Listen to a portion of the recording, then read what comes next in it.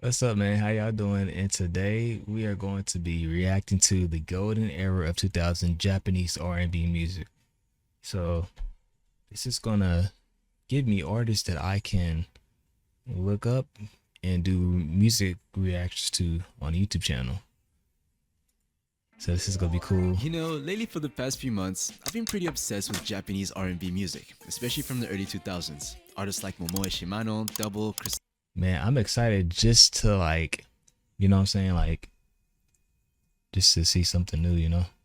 R&B All music, right, here we go. especially from the early 2000s. Artists like Momoe Shimano, Double, Crystal K, Soulhead have all been in heavy rotation for me. And the more I listened, the more I started to notice a few things. First things first was that this genre was heavily dominated by female artists and groups. And the second thing, well, of course, this music just hits differently, which made me want God. to know why that was. Because I knew there had to be something deeper that made Japanese R&B in the early 2000s look and sound like that. So today, I'll try to piece as much as I could together in order to know exactly what was going on during that era. But the first step to knowing that, of course, is to know how R&B came to Japan.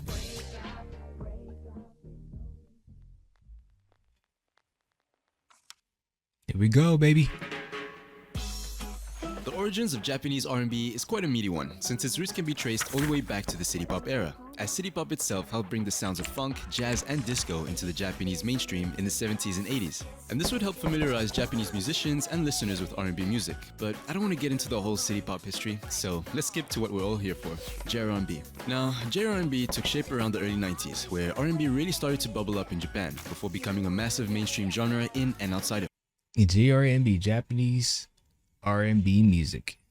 it. During this time, the artists that would help boost the genre to its full potential were just getting their foot into the music industry, all being influenced by many contemporary artists from the US, with many of them sharing common artists such as Lauryn Hill, TLC, Mary J. Blige, and Janet Jackson. And you'd see that these artists would really wear their influences on their sleeves. Now, there's one thing I'd want you to keep in mind throughout this video, and that is just how many of these R&B artists already had US urban culture well rooted within them from their early childhood and musical career, as we'll soon discover how many of them at some point had real life experience with this culture, whether it be the fact that they moved or grew up in the US, or had been influenced directly by working with other American musicians. And the latter is mostly in line with who many would consider as one of the first successful Japanese R&B artists, Misia.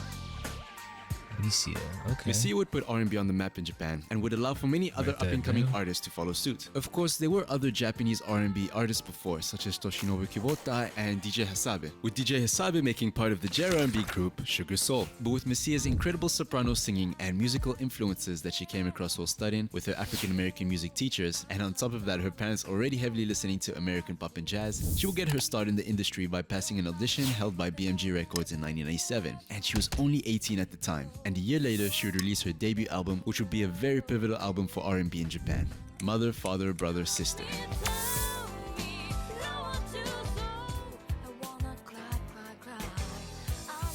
And with this album, it really pushed the sound of soul. That's crazy. That song that just played when she was like, cry, cry, cry. I could have sworn I heard a game on the PS2. It was like a bowling game. What's it called? Brooms? I don't know what it's called, but it's like a bowling game. And she literally sounds like the background music. Like, I think they took her vocals out. It was just the beat playing. Holy crap. And R&B mixed in with many other So elements is she into in the the bowling Japanese game? mainstream, I'm proving that it trying to hear really it. pushed. And It with this literally album, sounds it really like it. pushed the sound of soul and R&B mixed in with many other elements into the Japanese mainstream, proving the immense potential the genre can have in Japan and maybe even outside of it, since the album debuted at number 3 on the Oricon charts and peaked at number 1. Peaked It at ended up number being one wow. of the best-selling albums of all time. All And with the time. release of her many albums across the years to come, with not only It's being R&B Misa. but also a larger focus on ballads, she would earn her title as the Queen of Ballads. I know you're probably thinking, what about the Queen of R&B? Okay. Well, my friends, that would be given to none other than Double. The story of Double is a very interesting one. I'm writing this the down first thing too. you might have noticed is that despite her name, she is a solo artist. Well, that's because Double was formerly a sister duo group, consisting of Takako Hirasawa and her older sister Sachiko Hirasawa. Now, I Okay. hope you remember the point I mentioned earlier about these artists and the US cultural exposure, because both of them did grow up in Japan, but it was her older sister Sachiko who had studied abroad in the US, bringing back tons of R&B CDs and pretty much making R&B the default soundtrack of their household. For Totako though, her love and interest in R&B didn't come from the CDs, but actually stemmed from watching music videos on TV, especially in the early 1990s with En Vogue's breakout second album and TLC. Actually, if I hadn't seen the videos, I'm not sure whether I would have grown to like R&B at all. Her passion Hey, I can't wait to react to that. Oh my god, y'all heard that? Bruh. for these music Bro, I love hearing new music. I'm not gonna videos lie, and I her love sister hearing new CDs music. would be the pieces that brought both Oh of them my God. together, sharing the same goal, to become R&B singers. And the two would start by making that dream a reality, by playing at Oh nightclubs my until they God, finally bro. got a shot at auditioning and signing for Life Records. And in 1998, the sister duo would officially become double, releasing their very first single, For Me, which peaked at number 89 on the Oricon charts, followed by a series of Good. singles working with producer Kyohei Tatsumi. This gave them the fuel to Tatsumi. finally work on their debut album, Crystal, which would peak at number 2 on the okay. Oricon charts. Damn. It's shaking. I think I seen that. I seen this album cover before. I seen it before. When you listen to Japanese, But it will just pop 2 up. weeks before the release of their album, Sashiko had unfortunately passed away. Now this really left Takako justifiably in a very difficult position. I mean, the fact that this was their very first album, and on top of that, it being the album to break them into the mainstream, it was definitely a conflicting situation for her, which Yeah. led her to take a hiatus period away from music, and even refusing to listen to music altogether. But of course, with such talents and the potential to be the one to lead the R&B genre, it would be impossible to step away from her true calling. So she decided to get back into making music, keeping the name double, signifying that she would continue to live up to her and her sister's Legacy. dreams. She made a comeback in 2000 with the song You, followed by Angel, which would be a song dedicated to her sister. Okay. We will be listening to that too. And Double would be Hey. continuing her success with her albums such as Double in 2000, Vision in 2002, and Wonderful in 2003. Okay. Now, she had released more albums Triple- after that. triple Before we drop. continue, we need to talk about who many would call the queen of J-pop. Who the queen of J-pop? Hikaru Utada is undoubtedly the queen of Utada. J-pop for many reasons, and I'm sure all of us know this by now. Playing a major role in shining the spotlight on J-pop on an international scale, which would then lead many R&B artists to follow suit. Now, the story of Utada does deserve a whole video in itself, considering how rich their background is, but let's focus on their role in R&B. Their story was as American-rooted as it gets, being a New York-born Japanese, with their father being heavily involved in the music industry, which would influence Utada to writing and making songs as they were spending a lot of their childhood in recording studios, and later creating a band with their mother and father called U3. Utada then U3. moved on to recording and releasing her English debut EP, called Precious, under the name Cubic U. And this EP was a purely R&B produced project that was later shelved, but man, this project was holding Bro, the 90s to 2000s just had that aura aesthetic, bro.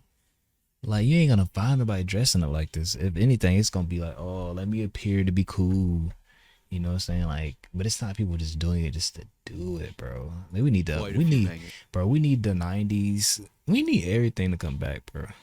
It's literally just too much. It's too much stuff look the same now, bro. Bring it back. A lover boy, okay.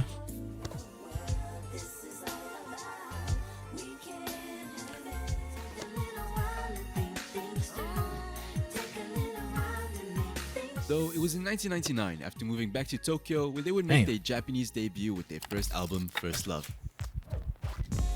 And still, to this day, First Love remains the highest selling album in Japanese history, selling over 8 million copies in Japan and over 10 million worldwide. And remember, this came out in 1999, and Utada will continue this trend of releasing top selling albums such as Probably sold Distance about and Deep 30 River. million, Some of probably these now. songs may seem familiar, but here's just a glimpse of what those albums sounded like. Let me see.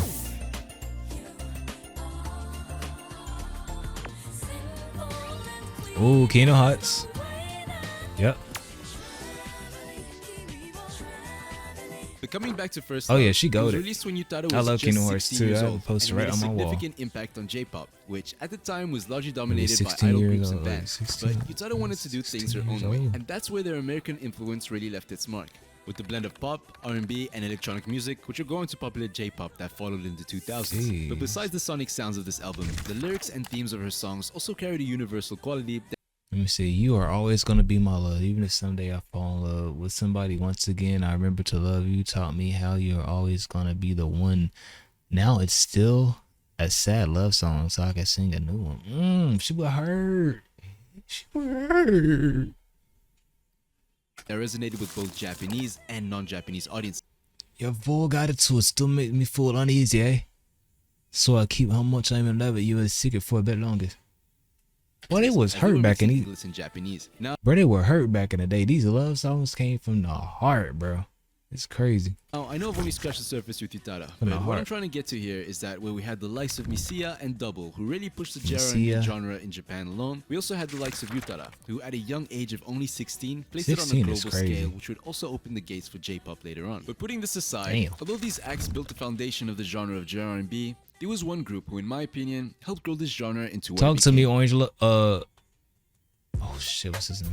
We've now reached my favorite part of the video, because here's where a lot of things started to click for me. So let's go through it Orange together. Lover? Now in an interview with Double, she explains that the JRMB scene is split into two booms, with the first one starting in Japan, with the likes of artists such as Silver, Sugar Soul, and Misia, who were heavily pushed by the Oh my labels trying to God. make R&B big in Japan, which Just the eventually beat. worked out, as what we saw with Misia's debut album. However, my there's a God. second boom that Double talks about, which was much more natural since JRMB became more international, with Double saying, "For me, the second boom starts with M-Flow." Now, Okay. if you don't know M-Flow, you should definitely check out my video on them because that's a whole rabbit hole in itself. But me when check you take that a step out. back and think about Double statements, it all made sense. The reason why the second boom was so natural and huge in the first place was because of the community it created among many Japanese We don't artists with dress like international that no background. The main more. point I've been It's so, hammering throughout bro. this That was the video. best With the time. likes of artists such as Yoshika, who spent her time in Canada and the US before returning to Japan, and singing the cover of Jolie for a TV commercial, eventually leading her to meeting up with M-Flow later on. Crystal K is another huge and impactful artist from the scene, this time of African American and Korean descent, who was born in Japan but not of Japanese blood. She also made her musical debut from a TV commercial, doing jingles at only 4 years old and signing her first record deal at 11. And she will go on to release multiple albums before really blowing up after she had her collab with M-Flow on their first song Rewind, essentially becoming the first artist featured on the M-Flow series. And hey, let's talk about another sister snap, I group hit of the many stop who recording also played button, a no huge way. role in this genre. All right, we got to get back into it. Hard Steel's back again. The sister duo Wait, group what of happened? artists, and finally signing her first record deal at 11. And she will go on to release multiple albums before really blowing up after she had her collab Didn't with M-Flow M-Flow. on their first song Rewind, essentially becoming the first artist featured on the M-Flow series. And finally, let's talk about another sister group of many who also played a huge role in this genre. Hard Steel's back again. The sister I have heard of M-Flow before. That's why I was trying to pause the video for that, but I end up pausing my recording. So if y'all see it like kind of looking weird, that's why. But I do know The duo M-Flow. group of Artsdales is made up of M-Flow. Rum and Jules, who spent some solid years in the US, primarily in Yonkers, New York. And of course, this led them to be well-rooted in the culture, listening to hip-hop and R&B music. They were so deep in the culture that they almost forgot Japanese when they returned back to Japan. During our time in the US, people would bring their stereos out after school and play around, rapping on the streets in the New York suburbs of Yonkers. When we came back in our teens, we had a culture shock for like a year. We didn't even know how to speak the language. But it was when they returned to Japan for university, they decided to get into the music scene after auditioning and winning at the music TV show Asayan in 2001, which at the time was produced by none other than Verbal. And Verbal pretty much took Hardsdales under his wing, mentoring and helping them produce a lot of their hits, starting with their debut single So Tell Me, which would peak at number 6 on the Oricon charts and selling over 100,000 copies.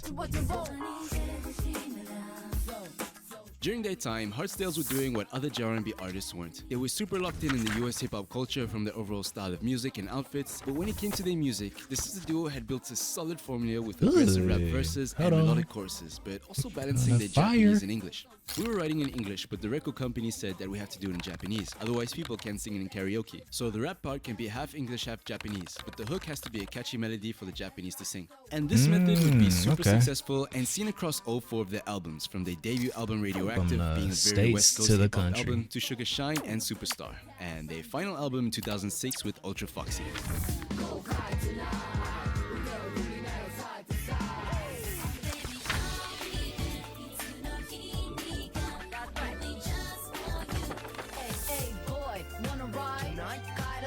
I dig their style. Their clothes look nice.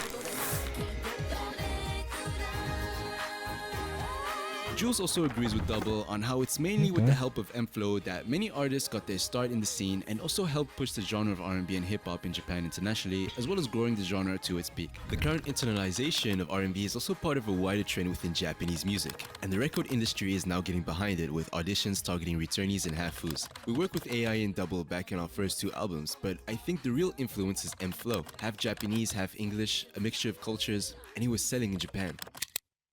I knew it. It was a balance of both sides.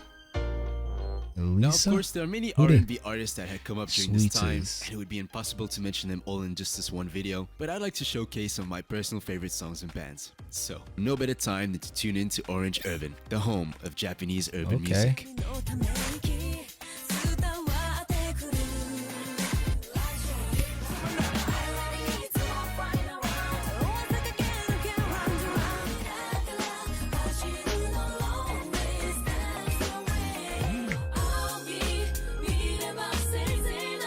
Okay.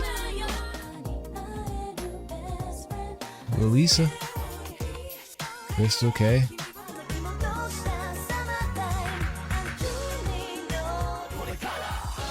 Three Nation again. Well, that's all we have for today's video. I want to end off by saying a huge thank you for 11,000 subscribers. Orange To me, that's a Glider. number I There didn't you expect go. to hit, but it's really pushed me to making more of these videos. They do take a lot of time though, but I hope you enjoy watching them as much as I do putting these out. I know I couldn't cover every single detail of JRnB, but if I missed anything out specifically in this video, please let me know down in the comments. I'd also love to hear your guys' experience with JRnB or any artist and genre that you'd like me to cover next. Anyways, thank you so much for watching. And yeah, see you in the next one. Peace. Thank you, Orange Glider. One thing about Orange Glider, he gonna do what he gotta do to get that information across. And Inflow, I remember Inflow. So it started off with 3 of them, and the female singer left, and it was just the 2 guys. And I know that they did so many collaborations with different artists, and yeah, Inflow is still making music to this day, I'm pretty sure. But yeah, man, I hope you enjoyed the video. It's your boy Kiklo, and I'm out. Peace.